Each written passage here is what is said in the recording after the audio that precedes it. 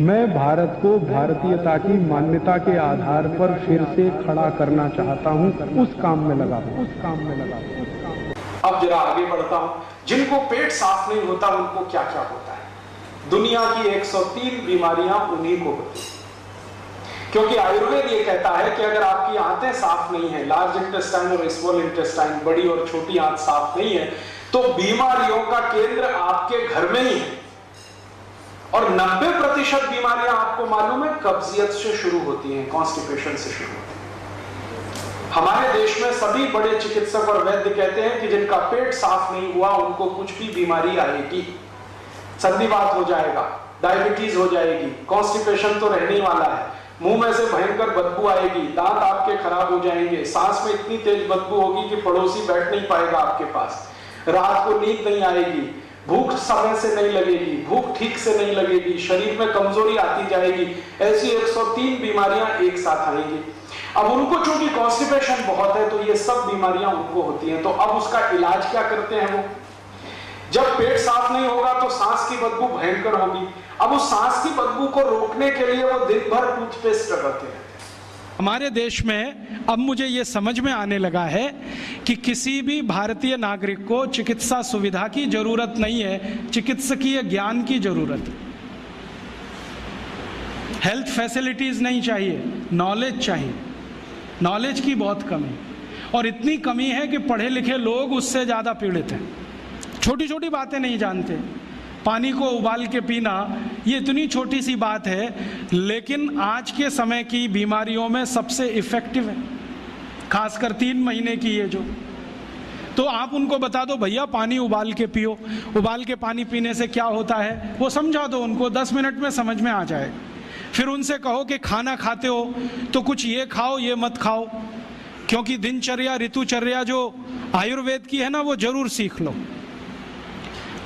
दिनचर्या और ऋतुचर्या जरूर सीखो, आयुर्वेद की बहुत आवश्यक है। और आपको मैं एक किताब का नाम बोल के जाता हूं, इसको पढ़ो। भगवत गीता जैसे पढ़ी जाती है, रामचरितमानस जैसे पढ़ी जाती है, उस किताब का नाम है अष्टांग हृदय। इसका एक दूसरा नाम भी है अष्टांग संग्रह, पुराना नाम अष्टांग हृदय।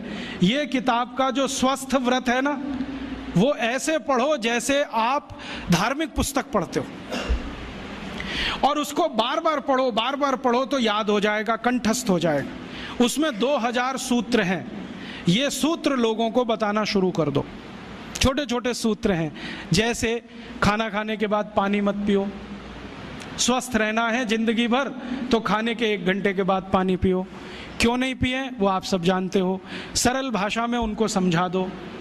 फिर उनको बोलो पानी पियो तो घूंट भर भर के पियो, सिप करके पियो, ताकि ज़्यादा लार शरीर में जाए, वात पित्त कफ तीनों संतुलित रहे।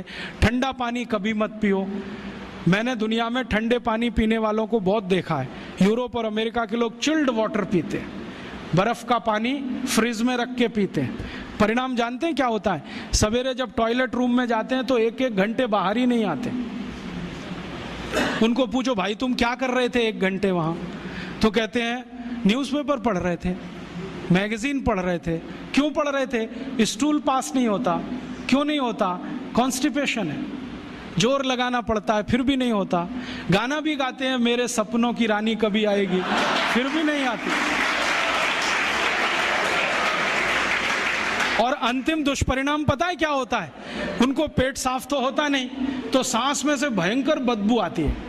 किसी अमेरिकन यूरोपियन के नजदीक बैठ जाओ, अगर वो लिस्ट्रीन स्प्रे करके नहीं आया तो 1 मिनट नहीं बैठ सकते।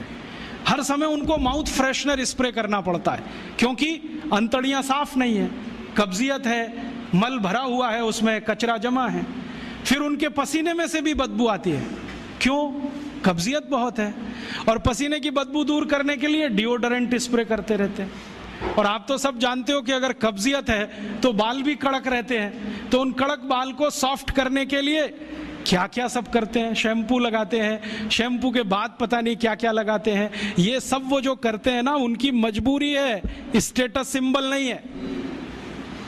इसको अपने दिमाग से निकाल दो कि ये कोई स्टेटस सिंबल। तो सरल भाषा में समझाओ, ठंडा पानी पीने से ये होता है, मत पियो, समझ जाएंगे। फिर उनको बोलो सवेरे उठो तो सबसे पहले पानी पियो। फिर उनसे बोलो खाना खाओ तो बैठ के खाओ, कभी भी खाना खाओ तो पूर्व दिशा में मुंह करके खाओ, सो तो पूर्व दिशा में। ये अष्टांग हृदय में इतने अद्भुत छोटे छोटी बातें हैं तो संस्कृत में है, लेकिन अब तो उसका हिंदी भी आने लगा है, तो हिंदी ले लो, हिंदी वर्जन ले लो, इसको पढ़ो, बार बार पढ़ो और ये जाके गांव में सबको बताओ। फिर उनको कहो देखो ये तो है स्वस्थ रहने के लिए, अब तुम बीमार पड़ो तो बताओ तुम्हारी बीमारी क्या है। ये बीमारी है तो ये दवा है, ये बीमारी है तो ये दवा है। और मेरा आपसे एक निवेदन जरूर है कि अगर आप होम्योपैथी से भी इलाज करो तो उसकी मूल दवा जरूर बता दो। उनको ये ग्रीक और रोमन नाम में मत फंसाओ। आप कहोगे जी मैं तो ऑसीमम दे रहा हूं, ये उनको कहो ये तो तुलसी का रस है भैया, तुम्हारे घर में फूलों से बनी हुई है, आसानी से मिलती है, जयपुर में मिलती है, दिल्ली में मिलती है। भंडारी वालों को अक्सर ऑर्डर दे के रखो, हमको इतनी भेजो। उनको जो पता चल गया कि आप प्रचार के लिए कर रहे हो तो मुफ्त में भी दे देंगे आपको।